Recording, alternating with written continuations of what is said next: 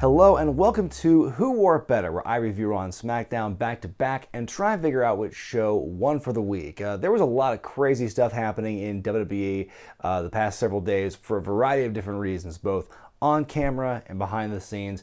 I'll try and get through as much of it as I can here in this video here, and we're just going to dive right in. Raw opens up with Seth Rollins talking about his Royal Rumble win. He points at that sign, always wanted to do that for so long, and then Triple H comes out and acts like a proud papa. He's proud of what Seth did at the Rumble, and he tells Seth he needs to make his decision tonight about which champion he's going to face at Mania. And my thought was like, why? Haven't we seen lots of other examples where wrestlers wait a long time before they make their decision, even as recently as last year?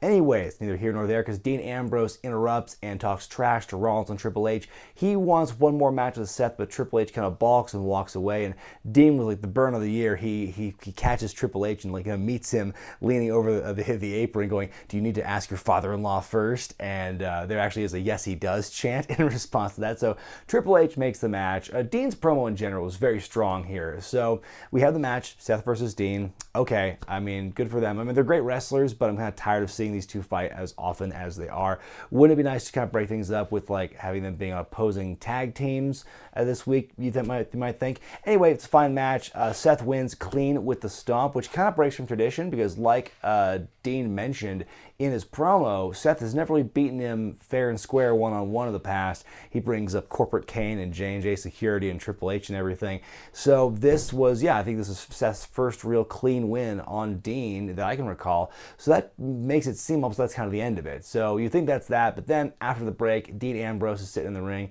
He wants to cut a promo, but then Nia Jax and Tamina come out, and as Dean's walking away, Nia decks him in the back, and he thinks about confronting her, but instead he just walks away. So Nia's kind of egging him on. You know, based on what we saw between Sunday and Monday, I kind of like that character development of Nia where she's like trying to egg on the guys to like hit her because she's a woman and everything. It's like it's a great way to get heel heat, I think. And of course, this all ties into the big story that broke on Tuesday that not only is Dean giving his notice from the company, but WWE even confirmed it on Tuesday with a big statement saying that he was going to be leaving the company after his contract expires in April. They even use his real name and everything. It's very unprecedented, not just the fact they're issuing this statement months before his contract is up, but also they're very like respectful and like classy and kind toward Dean in the statement. Like they say, we appreciate his contributions. We hope he returns someday. It's very interesting to hear something like this. It's probably like the most positive future endeavoring I've ever seen from this company before. When's the last time a talent on the level of Dean Ambrose has walked away from the company in this fashion, except for CM Punk, but that was a very acrimonious departure years ago. So this one seems very different in that respect.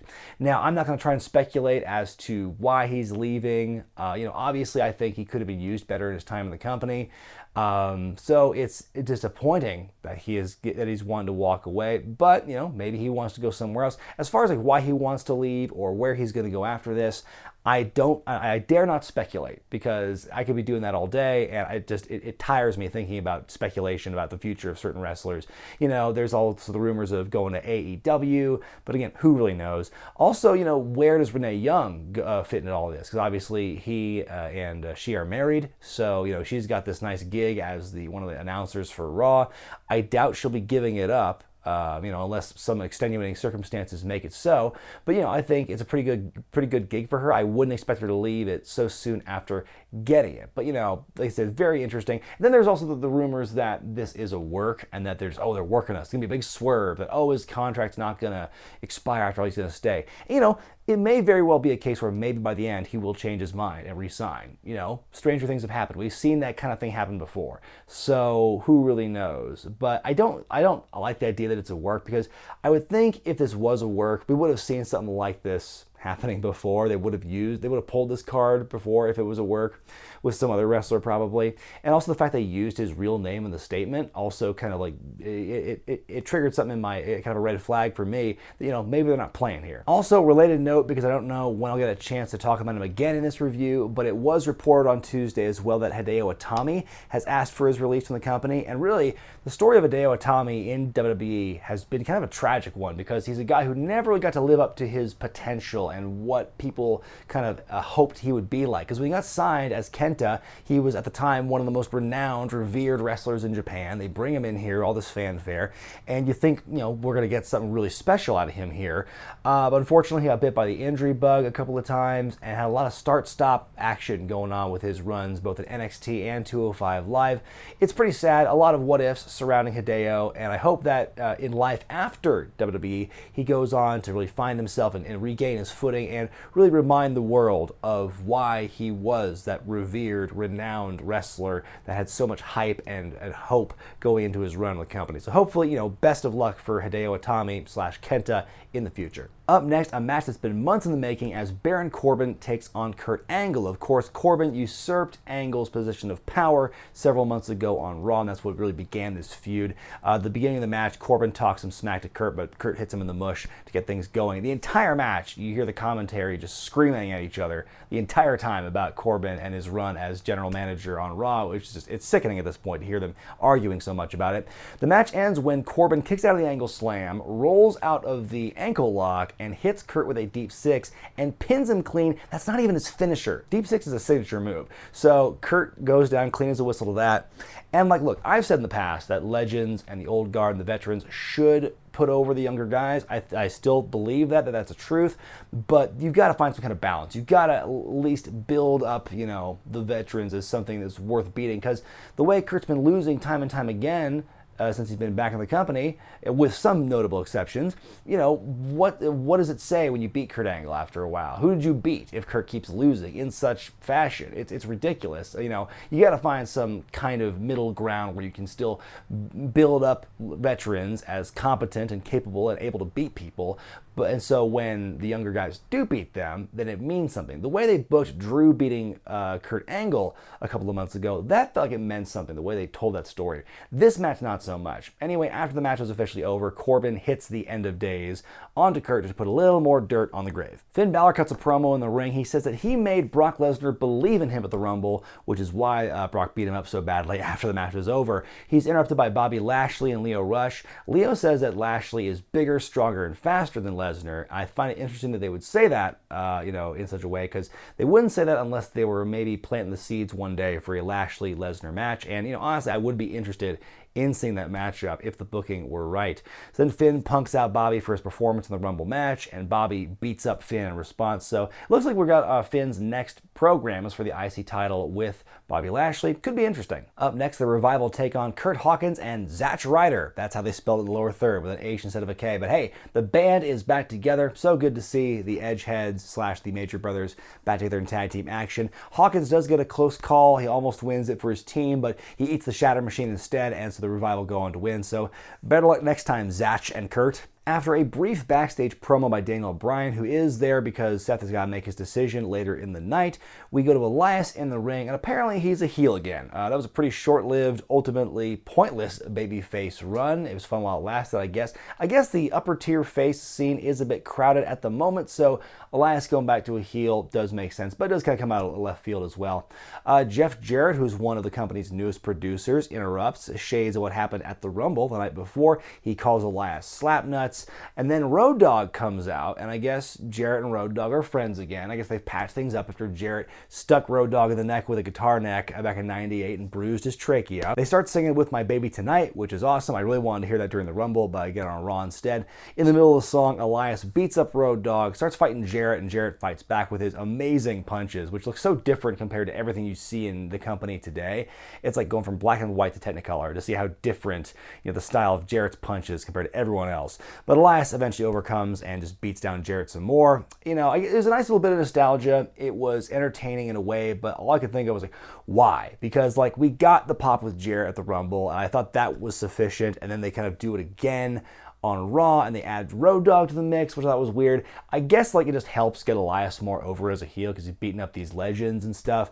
But I thought that him being at the Rumble was enough. I guess in a way, just kind of like I said, it helps Elias get heat. He doesn't have to wrestle anyone he just wrestled recently as a babyface or something.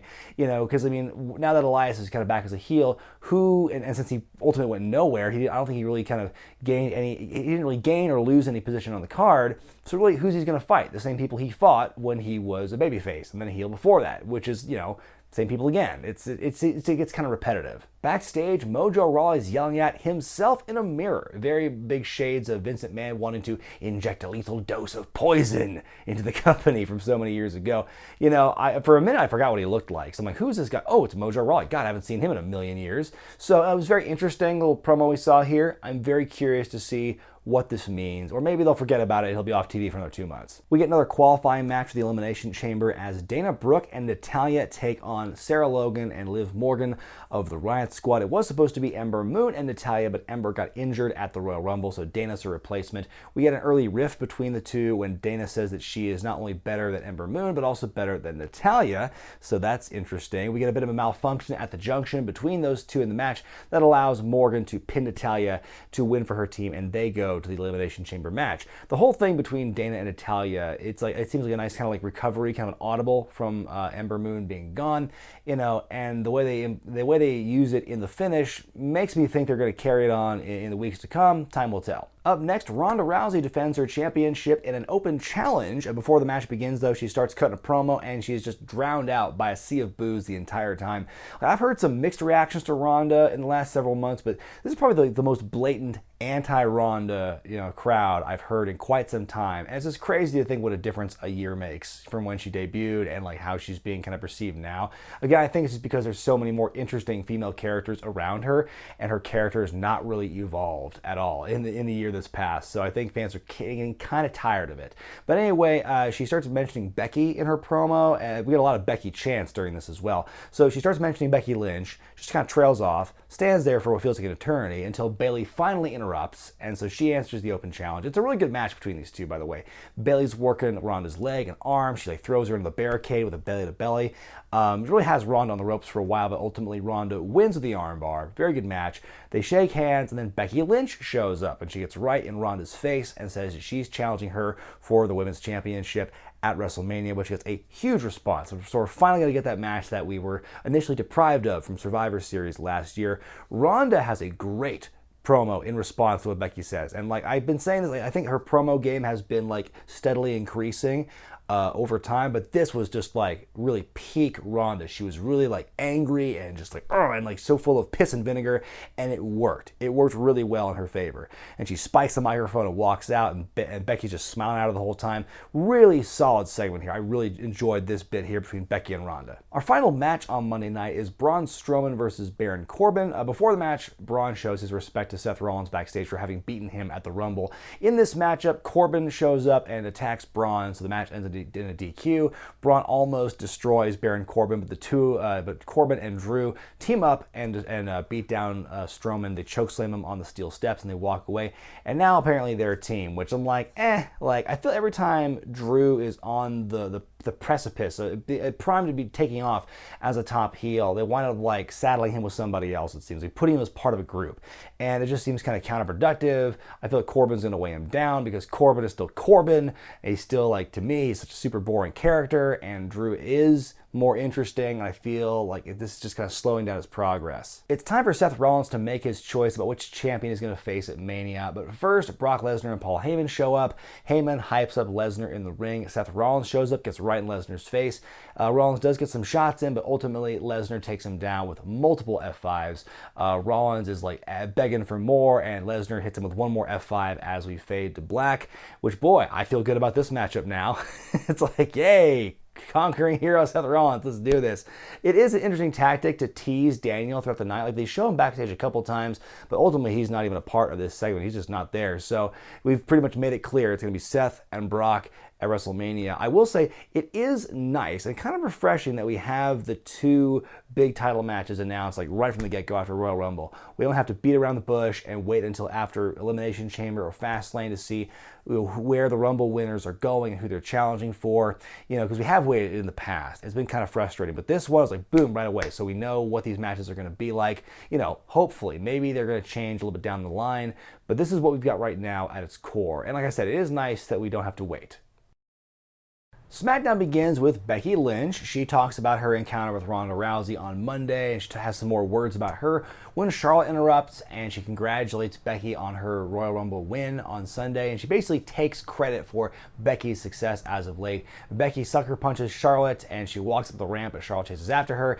They have a scuffle on the outside, and it looks like Becky's knee injury has been aggravated since Sunday, and then later in the night you see her leaving, and she seems to be not letting on just how hurt she is. And I bet this is probably going to lead into some kind of match between the two where Becky will just keep selling that injury. And I like that. I like feuds and programs where they focus on an injury and they keep going back at it. Because I think too often we see wrestlers like sell an injury or something and then within a couple weeks it's fine again. But I think that would be kind of nice to make that kind of like the target that Charlotte keeps going after in their inevitable pay-per-view matchup, be it Elimination Chamber or Fastlane or whatever. So I'm kind of liking where they're going with this little kind of like injury angle with Becky leading into Mania. Shinsuke Nakamura puts up his newly regained U.S. title against R-Truth. And the story is, Truth did earn his number 30 spot in the Rumble by winning the Mixed Match Challenge, but he got beat up by Nia Jax, as we all know, so he never got a chance to actually be in the Rumble. So according to storyline, he was given this title match as a make good. Meanwhile, I think Curtis Axel is owed some title matches. Anyway, early in the match, R-Truth counters like a landslide attempt with a roll-up. Mike Chioda counts the 3, and it's like a really close call, but they do count the 3. It does seem kind of fluky, but R-Truth pins Nakamura, the bell rings, and he's your new U.S. champion. Like, for a character who's had so many goofy moments as R-Truth, it's only fitting that he wins the championship in kind of this confusing, goofy manner. So Rusev comes out, he challenges Truth to a match right then and there, and it's on. So now R-Truth, the champion, defends against Rusev. Truth wins yet again with another surprise roll-up out of the corner. Then Shinsuke comes back, he beats up R-Truth. Now Shinsuke and Rusev working together to beat up R-Truth. So first Elias and now Rusev turning heel again, which is kind of disappointing. What's in the water in Phoenix? And furthermore, why is Rusev teaming with Shinsuke here, who he just had this like bitter feud with over the treatment of his wife Lana? I guess anyway, babyface Rusev was fun while it lasted. We do know later in the night we see that Gallows and Anderson challenge Rusev and Shinsuke to a tag match next week.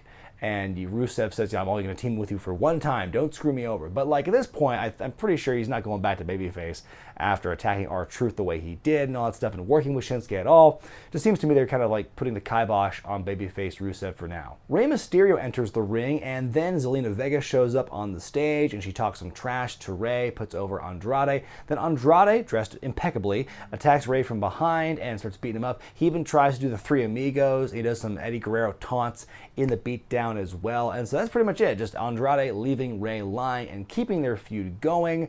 Like I said, have they burned out? Like I think they could have stretched this to WrestleMania. At this point, at the rate they're going, I don't know how much oomph that's going to have if they let it go that long. But my question was, who the hell was Rey going to face in that? He was coming out to face somebody, I guess. So who was it going to be? McMiz is here. The new SmackDown Tag Champs show up to celebrate their improbable victory from Sunday. Shane at the top of the segment tells Miz, this is a moment you will never forget for the rest of your life, which sounds very ominous. They do show a video package highlighting the history between these two, how their beginnings at Crown Jewel and what eventually warmed up Shane to Miz, and then their win at the Royal Rumble. And so then afterwards, Shane introduces Miz's father, who gets on the mic and says, son, I love you and I'm proud of you. They hug, and it's a very touching moment. Miz finally gets that validation that he's been searching for so long. And so then afterwards, Shane announces they're going to have a #1 contenders match coming up next. But before we get that, we go backstage to see Sonya Deville and Mandy Rose. And then they announce they're just going to be in the Elimination Chamber match to determine the new women's tag champs. So what the hell are those 4 other teams on Monday fighting for in the qualifying matches when Sonya and Mandy can just go, oh, we're in the match now, done and dusted? That seemed a little weird. But then we go on in the segment to see Mandy Rose reveal her true motivation for why she hates Naomi so much, and it all stems back to when Mandy and Sonya were contestants on the last version of Tough Enough in 2015. And they show this scene where Naomi's kind of like being harsh on the ladies there. And so Mandy explains, I was so devastated by this that my boyfriend eventually dumped me, and now I want revenge. And so I think it's a really interesting piece of continuity to show why, very interesting, very convenient that they had this link going back so far, and like Mandy finally reveals why this is happening. It's very interesting that they use that. I kind of like it. We then go to that elimination match. You've got the Bar, the Usos, the New Day, and Heavy Machinery. First off, Heavy Machinery eliminates the New Day, then the Bar eliminate Heavy Machinery, and then right after that, the Usos take out the Bar for the final pinfall after a splash onto Sheamus. So you got the Usos versus McMiz at the Elimination Chamber pay-per-view for the titles. It's interesting because it's face versus face, at least at this point it is. Hopefully no one's turning heel between now and then. And so that to me makes it, that by itself makes it a very interesting matchup because you've got this very like dynamic Raw team of Shane and Miz who are still very much unproven, but they are exciting in a way. And you got the Usos, who are kind of like a human highlight reel. And so we'll see where this match goes. The champ Daniel Bryan shows up to change the WWE climate. He introduces his new heavy, Rowan, whose Titantron has a big recycling loop logo where the O should be, which is just amazing. They remind us that Rowan is actually an intellectual. I mean, come on, he's a vintner for crying out loud. Like, I'm glad they brought back that old chestnut from like a few years ago when he was like a babyface with Ryback and Dolph Ziggler. Daniel throws the championship belt in the trash after he decries it for being bound to a piece of dead cow's skin, which he has named Daisy. We get some Daisy chants, so good on the crowd for being on the ball with these chants this week. So then Rowan's carrying like a sack over his shoulder, and he takes out the new championship belt and hands it to Daniel Bryan. It's a more sustainable, more eco-friendly championship belt. The strap is made from hemp, and the plates are made from wood from a naturally fallen oak tree, and then there's like turquoise in there as well. It is, you know, for what it is a beautifully done belt. The way they recreated the original look of the belt and basically naturified it, I thought was really brilliant, and it fits Daniel's character so well. It will take some getting used to, but I do really like what they did here with Daniel, like really sticking to his guns and, you know, abandoning the leather strap for the more natural one. But then AJ Styles interrupts and asks Daniel if he smoked the prototype for the belt, which I thought was pretty hilarious. Randy Orton interrupts, and then we come back from break, and all of a sudden Jeff Hardy, Mustafa Ali, and Samoa Joe are also there as well, talking trash. They start fighting, and as they're fighting, Daniel's screaming, "No one's taking this belt from me, I'm the champion forever." And then Triple H shows up on the big screen and says that we're going to have an Elimination Chamber match with all 6 guys for the championship, and hoo boy, that really should be a good one. Time now for me to decide which show won for the week, Raw or SmackDown. And this week, well, the status quo returns. SmackDown wins once again, and I feel that Raw's momentum that they have for the last couple weeks has been totally squandered. I felt that Raw this week took a huge step back. I felt like I was taken back in time to late 2018 when things were at their most tired and dire in recent memory. Just a lot of the same old boring matchups and just like alignments. It felt so to me this time around. Like, you know, I feel that this week should be kind of like the real big, like, creative kickoff to, you know, Road to WrestleMania, all that oomph. And I felt that, you know, this Raw had some good moments, like Dean Ambrose's promo in the opener. I think he had a lot of fire there. And then the Ronda versus Bayley matchup, and then Becky's announcement right afterward were the 2 real high points for me. But everything else is kind of like, not that great. You know, Elias turning heel again, fighting retirees. As cool as it was to see Jarrett and Road Dogg singing With My Baby Tonight, like, okay. But Elias turning heel again, that didn't sit well with me. Seth versus Dean, seeing them wrestle again and again, like, I like them, but we've seen them wrestle too much at this point. Braun versus Drew and Corbin getting thrown in the mix. Who gives a shit about Baron Corbin and Drew together? I don't like that at all. And then Corbin versus Angle as well. That again, for the reasons I mentioned, it's fine if the legends and the veterans put over the younger guys, but you gotta make them look good in defeat. This was just like a sub 5-minute match, it felt like, and it ended with a signature move, not even a finisher. Meanwhile, SmackDown had a lot of really good moments this week. I think it was a real breath of fresh air compared to what we saw on Raw. We saw a new champion crowned in R-Truth in improbable fashion. We saw, you know, a new title belt unveiled with what Daniel Bryan did, and the chaotic main event segment with the Elimination Chamber match being announced. Mandy Rose's motives being explained, I thought was a really interesting piece of continuity there. And the tag team elimination match, there wasn't a whole lot of like matches worth talking about in this show, but this was a very strong matchup. The things I didn't like about SmackDown was Rusev seemingly turning heel again, and also just the lack of logic in Mandy and Sonya Deville just saying they're in the match now, where on Raw you literally had these qualifying matches, so where's the continuity there? Let me know what you thought about Raw and SmackDown this week in the comments section below, and be sure to vote which show you thought was better in the gimmick in the upper right hand corner of your screen. Be sure to thumbs up this video if you like it, subscribe to Wrestling with Regret, buy the t-shirts at prowrestlingtees.com and check out patreon.com/wrestlingwithregret for exclusive perks and bonus content. I'm Brian Zane, and I'll see you next time.